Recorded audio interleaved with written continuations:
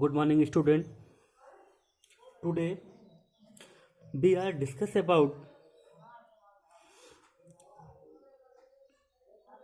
acid, base, and salt from science chemistry part.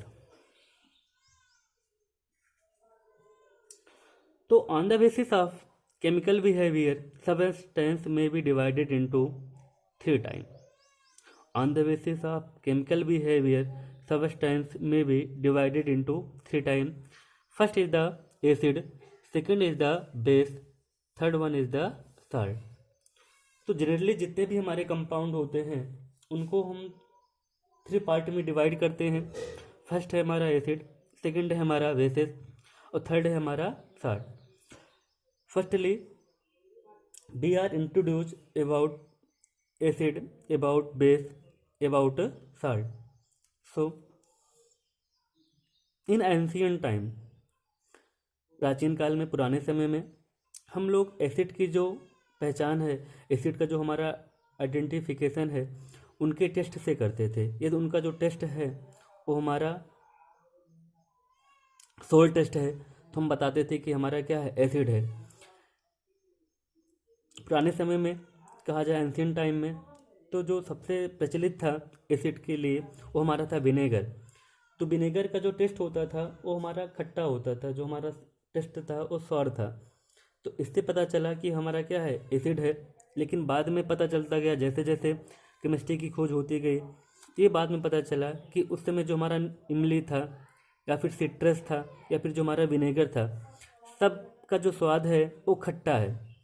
सबका जो स्वाद है, जो सबका टेस्ट है वो हमारा सोल टेस्ट है. ये जो सोल टेस्ट है किसके प्रेजेंस के कारण हो रहा है? सबका जो टेस्ट है खट्टा है, लेकिन उनका जो स्वाद है वो अलग अलग है. तो क्यों ऐसा होता है? ऐसा क्या प्रेजेंस होता है कि इनका जो टेस्ट है वो हमारा सॉर है? तो जैसे हम लोग बात करें, जो इमली हमारी होती है, इमली में पाया जाता है टार्टरिक एसिड. तो टार्टरिक एसिड की प्रेजेंस के कारण जो हमारा इमली होता है उसका जो टेस्ट होता है वो हमारा सोर होता है. इसी तरह यदि हम लोग बात करें, लेमन की बात करें, तो लेमन में सिट्रिक एसिड प्रेजेंट होता है.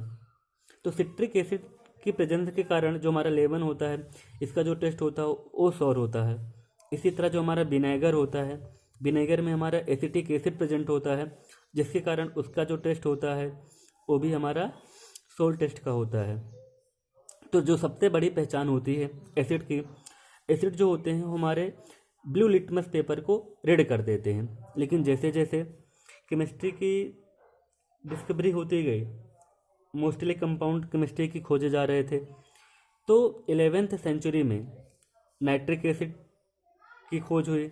इसी तरह हाइड्रोक्लोरिक एसिड की खोज हुई, या फिर इनके बारे में हमको जानकारी मिली कि कोई ना कोई हमारा नाइट्रिक एसिड भी प्रेजेंस है, जिसका जो टेस्ट है वो हमारा सॉर है. हाइड्रोक्लोरिक एसिड है, उसका भी टेस्ट हमारा क्या है, सॉर है. तो इन सब सारी चीज़ों के बारे में जानकारी हुई.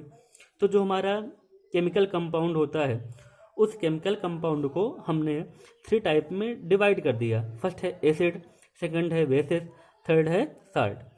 तो जनरल प्रॉपर्टीज ऑफ एसिड हमारा क्या होता है, इसके बारे में हमको पढ़ना पड़ेगा. They are sour in taste but do not taste all the acid because they are और सम एसिड कोर्सिव नेचर.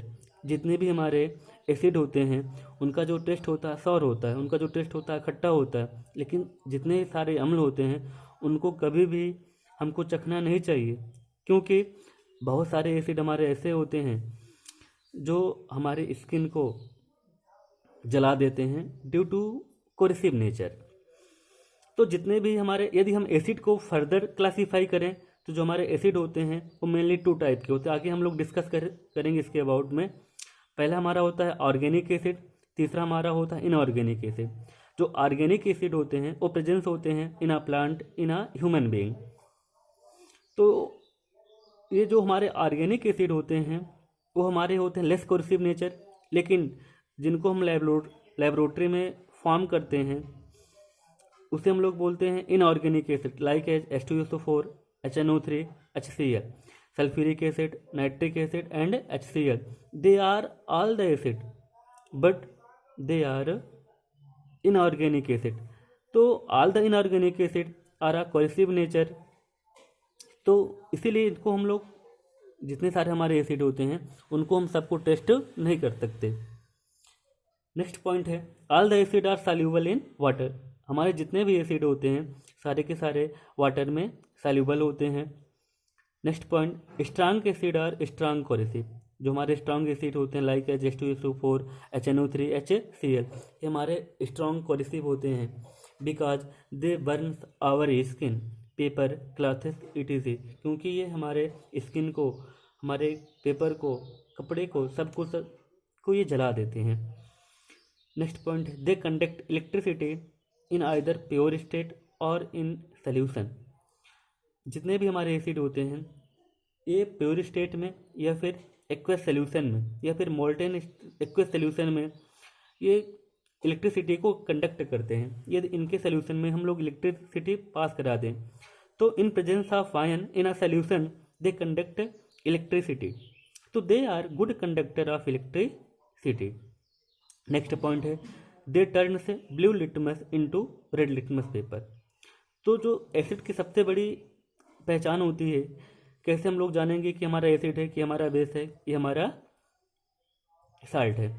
तो एसिड की पहचान के लिए हमको इंडिकेटर चाहिए। जो हमारा इंडिकेटर होता है वो लिटमस पेपर होता है। तो indicator are those dyes which have a different colour in acidic medium and basic medium. जो हमारे इंडिकेटर होते हैं ये हमारे जनरली डाइज होते हैं जिनका एसिड मीडियम में कलर कुछ होता है और बेसिक मीडियम में जो हमारा कलर होता है कुछ होता है। तो they turn blue litmus into red.